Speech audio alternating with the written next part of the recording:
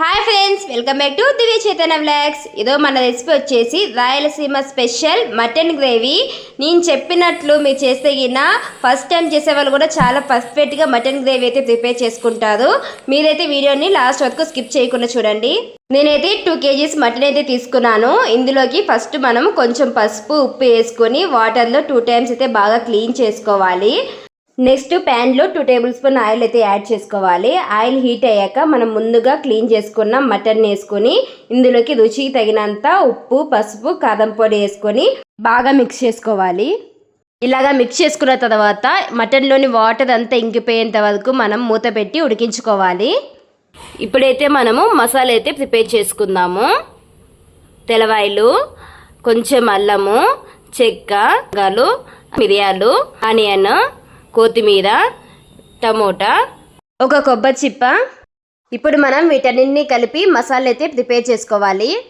ఇప్పుడు నేను వీటన్నింటినీ మిక్సీ జార్లోకి వేసుకుని కొంచెం వాటర్ వేసుకుని ఇలాగా మిక్సీలో అయితే గ్రైండ్ చేసుకున్నాను. ఇలా చూస్తున్నారు కదండి, మటన్లోని వాటర్ అంతా బాగా ఇంకిపోయింది. ఇప్పుడు మనము ముందుగా గ్రైండ్ చేసుకున్న మసాలాని అయితే యాడ్ చేసుకోవాలి. నేనైతే ఇప్పుడు కొంచెం గరం మసాలా యాడ్ చేసుకుంటున్నాను. 1 టేబుల్ స్పూన్ ధనియాల పొడి. మనం ఇప్పుడు ఈ మసాలానంతా బాగా మిక్స్ చేసుకోవాలి.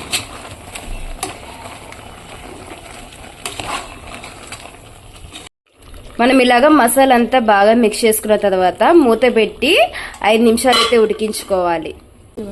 మనం ఇలాగ మూత పెట్టి 5 నిమిషాలు ఉడికించుకోవడం వల్ల ముక్కలకి మసాలా అంతా పడుతుంది. అలాగే మసాలా కూడా పచ్చివాసన అయితే రాదు. ఇలా ఆయిల్ అంతా పైకి తేలిన తర్వాత మనం కొంచెం వాటర్ అయితే యాడ్ చేసుకోవాలి. మనము కుక్కర్ మూత పెట్టే ముందు మనకేమన్నా స్పైసీ తగ్గింటగిన ఉప్పు కారము కావాలంటే యాడ్ చేసుకోండి. ఇప్పుడు మూత పెట్టి ఉడికించుకుంటున్నాను మటన్ని. మటన్ ఉడికే లోపు పూరీని అయితే ప్రిపేర్ చేసుకుందాము. నేనైతే గోధుమ పిండిని తీసుకున్నాను. ఇందులోకి కొంచెం ఉప్పు యాడ్ చేసుకోవాలి. ఇప్పుడు మనము కొంచెం వాటర్ యాడ్ చేసుకుంటూ పిండిని అయితే బాగా కలుపుకోవాలి.